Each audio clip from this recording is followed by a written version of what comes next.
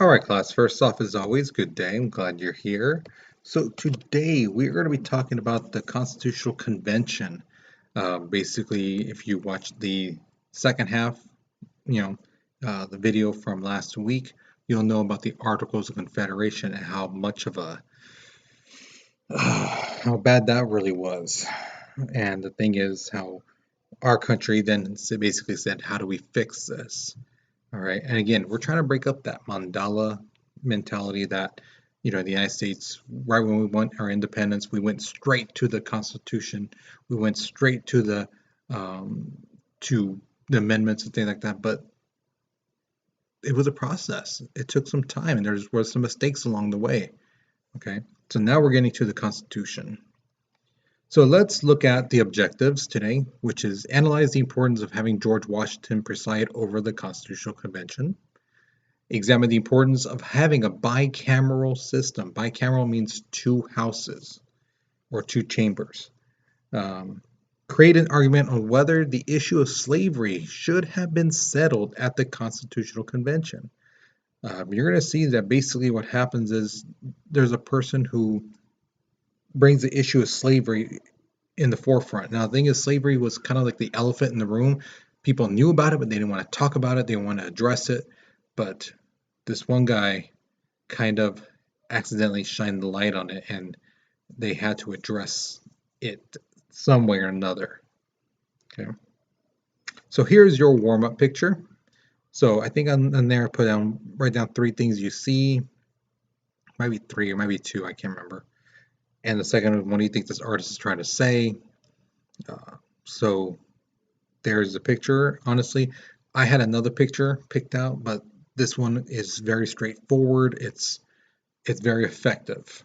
Okay, so go ahead, pause the video so you can do your warm-up questions. But we're moving on in 3, 2, 1. Now, like I said earlier, the Articles of Confederation, it was horrible. People were losing their jobs, their homes, their farms. The economy was in shambles because, again, some states decided, we're going to print out our money to pay off our debts, and that just made things worse. That made their dollar worthless, basically. So every day this convention doesn't come to agreement, things are going to get worse and worse for the country. Okay, so they meet May 25th, 1787. That's the first day the Constitutional Convention begins. Every state sends delegates except Rhode Island. Now, why? More than likely because Rhode Island is the smallest state we have. And they probably figured, well, we're the smallest one, no one's going to listen to us, so why bother? Okay, so in total there were 55 delegates, and they were some of the most well-known people in America at that time. There was George Washington, Ben Franklin, James Madison, John Adams, John Hancock, Samuel Adams, Alexander Hamilton. Some of the best minds we had were there.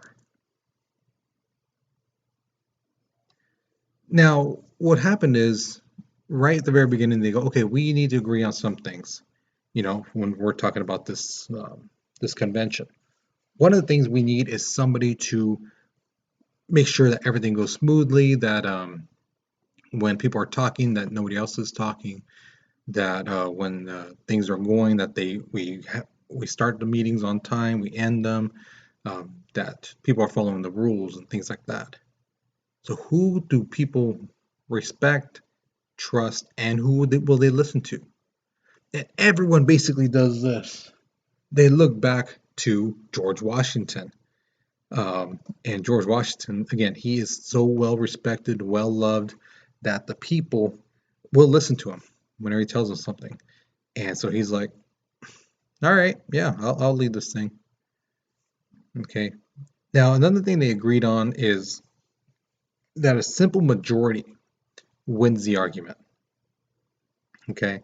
So there's 13 colonies, 13 states there. And if 7 of them agree to something, then it passes. Okay, not 6 because 6 is less than half of 13. Okay, so you had to have 7. Same thing when they had meetings. There was no secret meetings just between 2 or 3 states, things like that. None of that stuff. There had to be at least 7 states represented. So again, a little over half, but still there had to be 7. Okay, now if there's 20 people, but they only represent 3 states or 4 states, that's not going to work.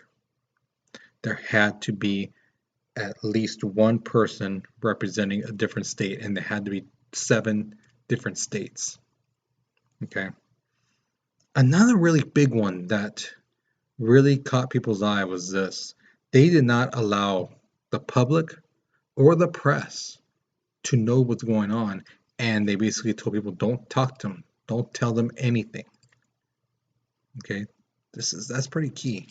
So they didn't want the people or the press to know what's going on, what's being negotiated, what's being talked about, and stuff like that. The last thing they all agreed on was that the Articles of Confederation was such garbage, there's no point of trying to save it. You know, you were going to have to start anew. And that's what they did. All right, so here's your first question. Why do you think all the delegates agreed that the public and the press should be kept out of what was happening? Okay, so think about right now how people are when it comes to government, when it comes to the press, how they are with certain people, certain parties, things like that. So think about that, because even though we might be technologically sophisticated, we're really people are people, time and time again. So what would you think? Okay, why would they keep those people out, and why would they keep the press out? Okay, so go ahead and pause the video, but we're moving on in 3, 2, 1. All right, so now that they got the rules out of the way, they basically said, okay, what do we all agree on? When it comes to this form of government. And they basically said, okay, we have to have some form of limited but representative government. Okay, we don't want the government to be all powerful, but we do want them to have some power, but we also don't want direct democracy. We mentioned this earlier from before. Direct democracy, remember, is when you yourself vote for something in which, usually a representative does that for you. And that's what the founding father basically decided. Why have 1,000 people vote on something when those thousands of people can vote for a representative, and that representative, again, votes for them? And that way the votes are easier to count, things like that.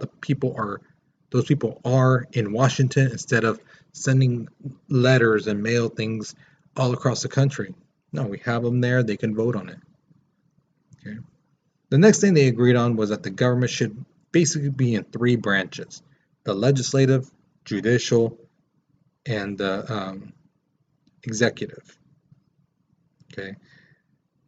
The national government should be strengthened. That's another big one. They said, again, it should be powerful. Again, the Articles of Confederation made sure that the government had no teeth, that they couldn't collect taxes, they couldn't enforce laws. So the states were basically in charge of making sure people follow the law. And they're like, this is too much. So things were getting really bad, all because the government was not powerful. So now they're saying, let it be powerful, but not too powerful. There's that fine line. So Virginia, they come up with a plan. And they say, first off, the legislative, the Congress, it should be 2 branches. Okay? There should be 2 chambers. Okay? And they said, you know what? The president should be chosen by the Congress, because the people vote for them, therefore they represent the people, and then they should vote for the president. And also that the judges should be appointed by Congress. So Congress was going to be very, very powerful. Okay. Now here's the other thing too, that their plan said that the power for the states should be based off population. So the bigger the state, the more power they have. This really ticked off the smaller states, because they're like, it's not our fault that our state is small. you know. And no matter if we fill it up corner to corner with people, a big state like New York or Pennsylvania, they're going to always have more people than us. And no matter what we vote, they're going to outpower us because they have more people. So that's not fair. So it'd be like, what's the point of living in a small state for if your voice is not going to be heard? Okay, so there's one problem. The next thing to come up was the New Jersey plan. Now, the New Jersey plan basically said that the Congress had the power to collect taxes and regulate trade. Because again, remember that's one of the big problem was back in the Articles of Confederation. They let anyone just do whatever. You want to chop wood, chop wood. You want to mine for coal, get that. But the thing is, once there's so much of it, the price, the value goes down. Because it's like, why am I going to buy this item for $200 here when I could buy it over here for $25? Again, $200, $25. Which one are you going to go with? It's the same product. It's the same thing. You're going to go with the cheaper one, always. Okay, so they said that the Congress should regulate trade, make sure that things are fair and even, stuff like that. They also said that the executive branch, the president, should be weak. That they should be weak and they should not be all powerful. They also said that the judicial branch, the judges, should be picked by the president. Now, this plan said on the flip side too, when it comes to power for the states, they said it should be even. So no matter how big or small, every state should be even. Now, this ticked off the big states because they said, okay, well, here's the thing. Like, let's say our state has 100,000 people. This state, like Rhode Island, only has like 1,000. So you're saying that these 100 people in our state, their voice equals the voice of one person in another state. How does that work? 100 people voice equals only the same as one person over here. That's stupid. That does not make sense. That goes against everything our country is about, where your voice matters. And here it's, no, your voice doesn't mean as much because you live in a bigger state. So both sides are getting angry and they're yelling at each other and they're basically saying, you're making everything slow down, you're making things work. Don't you know things are going really horrible for people out there in our country? And things are getting very, very chaotic at this point. Now here's your question. Both of them are loaded questions. These are ones I don't want you just to answer and then, okay, that's it. Really think about it. Who do you think should be more powerful? Congress or the president? And then why? Why did you choose that one? Why do you think that group deserves, or that branch, I say, deserves to have more power? Now, this second one, this is the one I'm really, really wanting you guys to think about. How should the power be distributed amongst the states? Should it be based off population or should it be even? Excuse me. Now, here's the thing. This is what I mean about taking the lazy way out, because it's easy to say, oh, to be even. Why? Oh, just because it's fair. Okay, but here's the thing. Let's say here in California, there's a law saying that rap music should be gone, or all teenagers should be wearing, an outfit, like a uniform, or else you go to jail. That's dumb. It's like, well, no, you should have the freedom to choose what you want to wear. And they have a vote, and let's say 100,000 teenagers here say no, it should not count. But in another state, which is a lot smaller than us, like let's say Rhode Island, they one person equals the same as 10,000 people. So 10 of those people basically got rid of you guys. Your voice doesn't matter now because those 10 people, those 10 teenagers said, yeah, we should wear uniforms.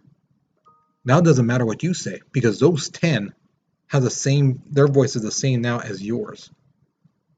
Of all the kids here in California that say, no, no, we should not, you know, that's all it took. So do those 10 deserve to have more power than you? That's what I mean. Don't give it the lazy answer. Really think about it. Should power be based off of population, or should it be even? And when it's even, that makes some people's power less, their voice less. Same thing with the population side. Smaller states are not going to be as powerful. Their voice is not going to be as heard as loud. So it is a dilemma. That's why I say you should not give a lazy answer like, oh, be even, because it should not be easy to answer this question. This one should take you some time to think about it. What do you think and why? Which one should it be and why? All right, so take some time, take however long you want, because again, this is a video. So we're going to be moving on in 3, 2, 1. All right, so here's the thing. There's this guy named Roger Sherman. That's him right there in the picture. He had this ingenious idea. I mean, and you when you hear it, you're gonna be like, well, duh, why didn't they think of that? Because at the time, they were just like thinking a certain way. He said that Congress, think of Congress like a body, okay? Congress is the body. The House of Representatives and the Senate are the hands or arms, if you want to say it like that. The House of Representatives is going to be based off population. So the more people you have, the more powerful you are. But on the same side of the coin, in the Senate, everybody gets 2 senators. Okay, it doesn't matter how big or small you are, you're going to get 2 senators. And this way, both sides have to agree on something in order for it to pass through Congress. Okay? If they don't agree, if this side agrees but this one doesn't, it's not going to pass. Both sides have to agree, so that way they make sure that it is even and both sides want it. That way they can come together and say, yes, we want this. Okay? This became known as the Great Compromise. It's also known as the Connecticut Compromise, but really it's the Great Compromise in history books and things like that. Now, like I said, people are like, oh my God, this is so smart. That's a great idea. But inadvertently, Sherman shined the light on a very touchy subject that nobody really wanted to acknowledge, but he brought it in the forefront, and it has to be addressed now. That issue is slavery. Now, I need you, if you're watching this, I need you to really focus, and if you don't understand something, rewind it, okay? Because this is kind of hard to understand if you don't really listen, okay? So, the states in the South, they knew they had the number for the Senate. They knew that they could easily, because every state has 2, that they were going to have that branch of the government. It's like, no problem. There's going to be more slave states, so we will have power here. The one that was tricky for them is the House of Representatives. They don't have the population. They don't have the numbers for that.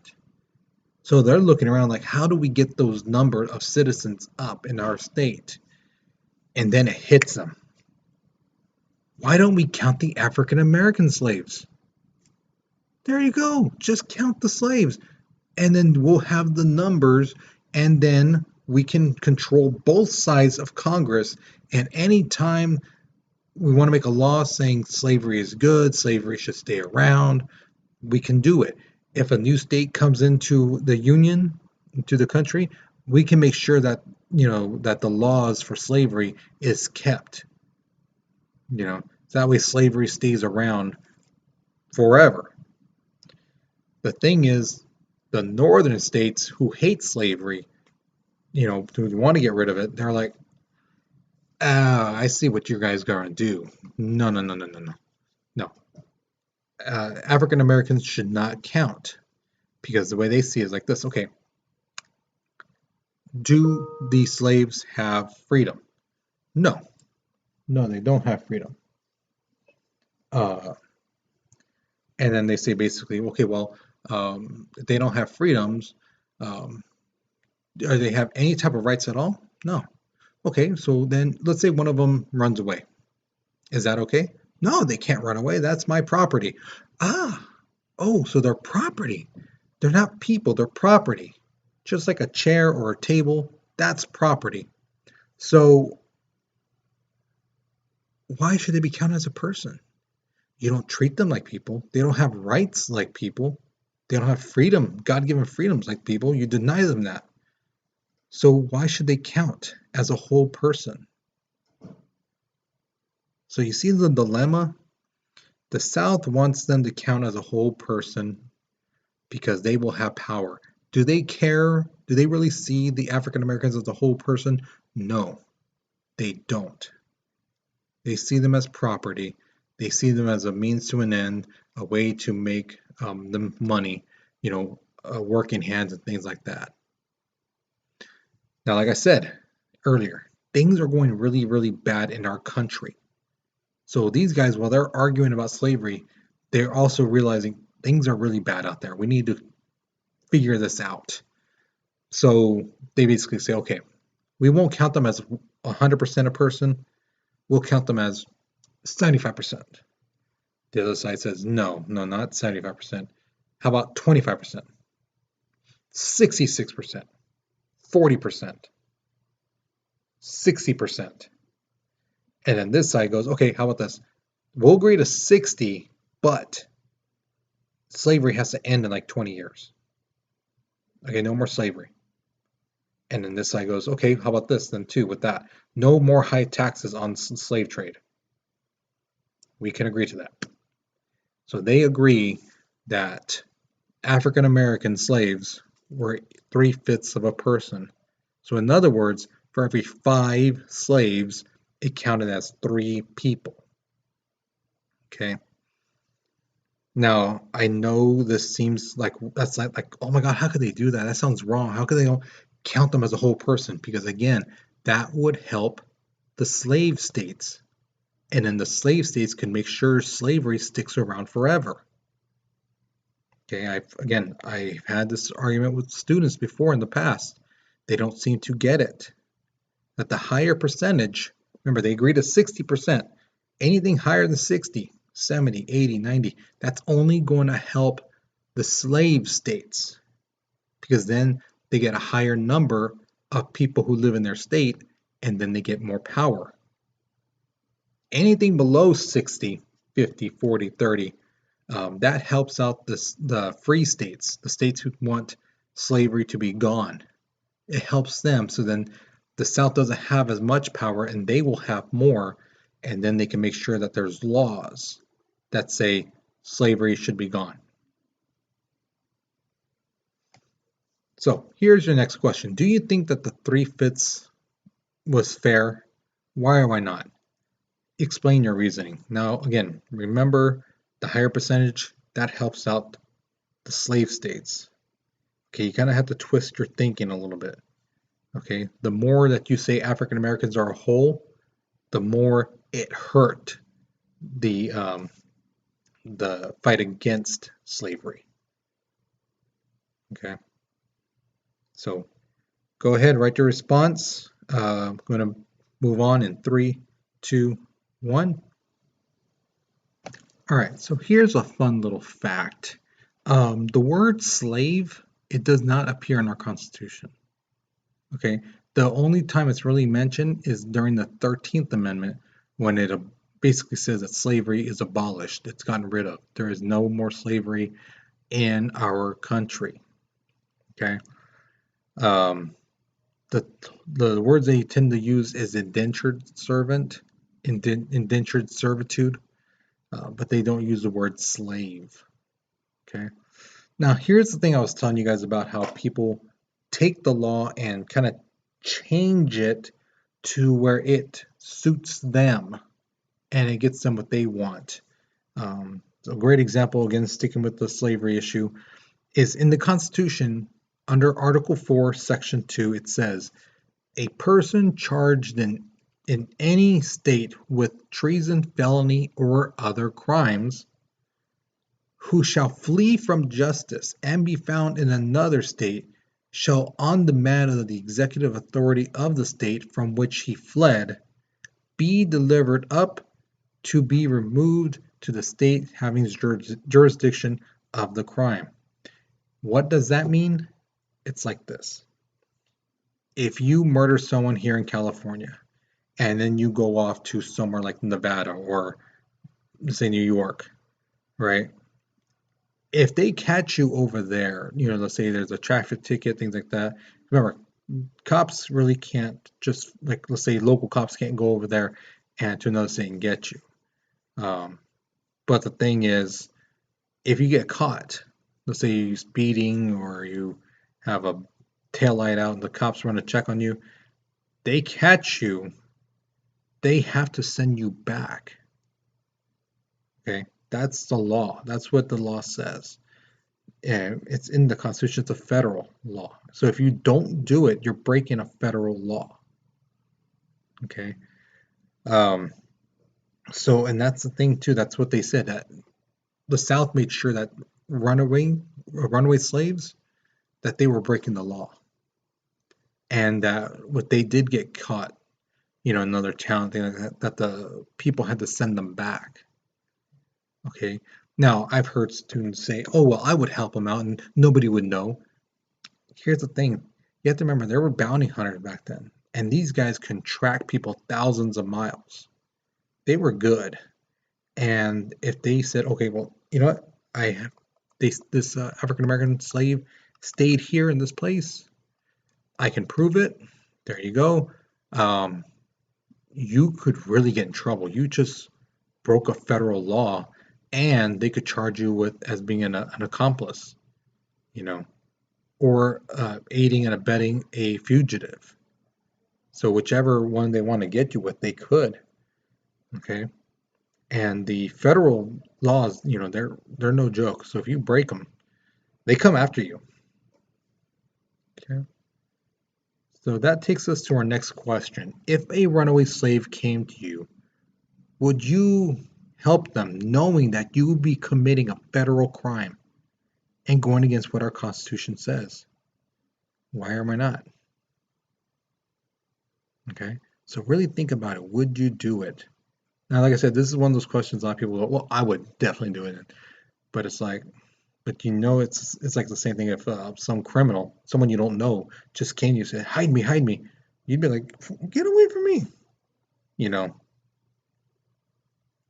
So it's not like you would save them. Same thing. You don't know this slave. You don't know this person's a slave. Maybe, maybe not. But someone just comes to you and tells you they need help. Are you going to help them? Now, again, the slaves, you help them, you could be charged with a federal crime. So what do you do? So go ahead, answer this question if you haven't done so already. Get ready because we're moving on in 3, 2, 1. So here's the thing. These are the exit ticket questions. Go ahead and pick one. Why was it so important to have George Washington presiding over the Constitutional Convention?